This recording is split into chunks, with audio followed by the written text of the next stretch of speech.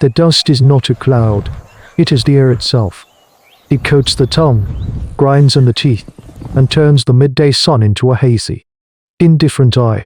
For the clan, 13 of them. This is the world now. A cracked canvas of baked modern bone-dry riverbeds.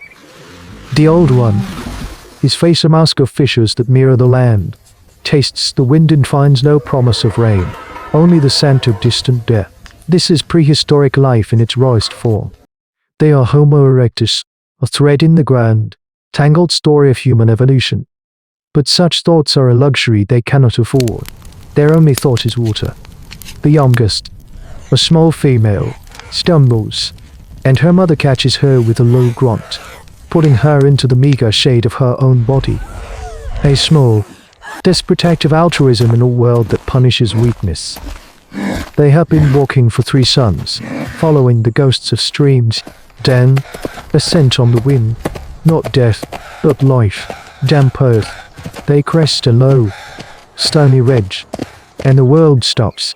Below them lies a basin of mud, and at its center, a shimmering, brown pool no larger than a fallen mammoth. It is the last oasis, but they are not alone. The entire landscape, it seems, has been disturbed to this single point of existence. A herd have gone by and stands motionless on the far bank, their great heads bowed. A pack of spotted hyenas, ribs stark against their hides, lies in a panting row, watching. And there, near the water's edge, a magnificent cave lion laps at the surface, its massive shoulders tense, ignoring all others with the terrifying confidence of an apex predator. The laws of predator and prey are suspended here, replaced by a single, unifying need. This assembly of Pleistocene megafauna is a powder keg, and thirst is the fuel. The clan remains frozen on the ridge, a silent glow of early humans contemplating a choice that has no right answer. To descend is to enter an arena of claws and horns, a place where a single panic movement could unleash a bloodbath. To turn away is to accept a slower, more certain death under the sun. The old one holds a heavy stone in his hand, an aquiline hand axe, its teardrop shape perfected over generations. It is a true love, immense power, the pinnacle of their primitive technology.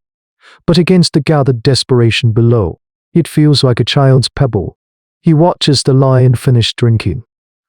It raises its head, water dripping from its jaws, and gives the hominids a long, yellow-eyed stare before moving away to collapse in the shade of a skeletal acacia. The truce holds. So now, this is the moment. The old one emits a soft click of his tongue, the signal to advance. Survival skills are not just about finding food. They are about reading the silence between heartbeats.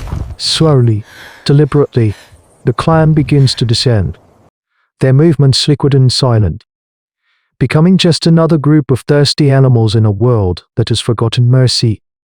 They move with the studied caution of creatures who know they are not the strongest. The clan reaches the water's edge, a perimeter of unspoken tension separating them from the other animals. Each group keeps its distance, a fragile geometry of thirst. The old one and 2 other males stand guard, their aquiline axes held loosely, not as weapons but as warnings. The others kneel, cupping the thick, life-giving liquid to their mouth. It tastes of modern survival. This precarious peace is a testament to a force greater than instinct. The desperate, universal need for water that has temporarily rewritten the rules of prehistoric life. But the laws of nature are patient. They always reclaim their own. A deep, groaning bellow shatters the quiet. A huge, ancient bellow ROVs. One of the giant buffalo of this ancient earth has waded too deep. Its hooves, sinking into the sucking mud, find no purchase.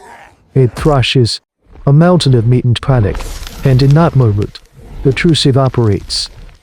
The hyenas are first. Domanic, whooping calls are the signal. They surge forward, a tide of mottled fur and powerful jaws. The truce was a fiction of the heat. This is the reality of the hunt. They swarm the struggling beast, ignoring its massive horns, tearing at its vulnerable underbelly. The water, already brown, begins to bloom with crimson. The sound, a wrenching, wet tearing mixed with the agonized roars of the dying buffalo, draws the lion. It returns not with a sprint but with a terrifying, deliberate pace, scattering the hyenas with a guttural snarl that seems to shake the very air. The fight is no longer about the kill, it is about the spoils. This is the clan's chance. A moment of chaos. A window carved by the violence of others. It is the core of their strategy, a brutal lesson from their long hominid history. Survival often means feeding on the scraps of greater conflict. This is opportunistic scavenging in its most primal form. The Old One issues no command, only a sharp, soap-like cry. The clan understands. Two younger males, their muscles coiled tight with adrenaline, begin hurling stones not at the lion, but at the pack of hyenas trying to flank it. The rocks are a distraction, a chaos agent, as the predators turn to snap at this new annoyance. Two females dart in from the other side. One carries a razor-sharp flint flake, a product of their simple but effective ancient tools. She doesn't try to butcher. There is no time. She saws frantically at a thick sinew on the animal's flank, freeing a massive chunk of flesh. The other female stands guard, her own stone ready, her eyes locked on the whirlwind of teeth and claws just meters away. For a critical second, she puts her own body between her companion and a lunging hyena, a selfless act of social cohesion. They scramble back, dragging their prize, their feet slipping in the blood-slick mud. Another male, bolder or more foolish, rushes in for a second piece and is caught by a hyena's raking claws. A deep gash opening on his thigh. He screams but scrambles back, his blood now mixing with the great beast's. They have their prize. They have meat. But the waterhole is no longer a place of life. It is a slaughterhouse, and its price is now written on their own skin. They are back on the ridge, overlooking the blood-soaked arena. The meat is a prize of immense value, but the cost is etched into the flesh of the wounded male. He lies panting. His clan mates huddled around him while one of the older females methodically presses a wad of chewed leaves into his gashed thigh. It is a primitive poultice, an act of care rooted deep in their hominid history, but infection is a silent predator that fire cannot scare away. Below, the carcass of the Pello or Ovi is a churning mass of hyenas and vultures, their squabbles echoing up the rock face. The lion is gone. For now, the clan has won a meal. But the waterhole is lost. It is no longer a truce zone. It is a permanent battlefield, a magnet for every hungry thing for miles. They have solved the problem of hunger for a day, but have deepened the problem of thirst for a lifetime. The Old One does not eat.